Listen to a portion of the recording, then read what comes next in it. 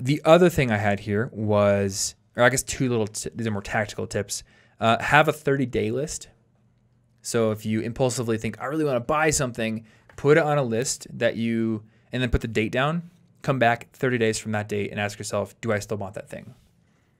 I think 75% of the time you're going to say, yeah, I didn't actually need that thing. And the minority of the time where you say, I do need that, okay, then buy it. Yeah. Because it was clearly something that wasn't just an impulse in the moment. Also, when you go to the store, know exactly what you need. Maybe have a list and don't deviate from that list. Just go in, quickly get your stuff and get out. Because a lot of times your eye catches something. Well, they're designed that way. They're literally designed so that you for the most part, you'll start off with fresh stuff and then you'll circle around the wall because that's where all the necessary stuff is. And on the way, you will have seen most of the store. They want you to get impulse purchases.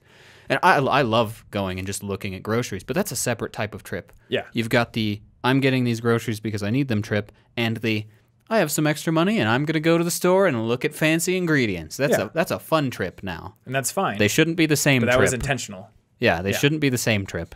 We're trying to curb the impulsive, unintentional spending that just happens almost unconsciously.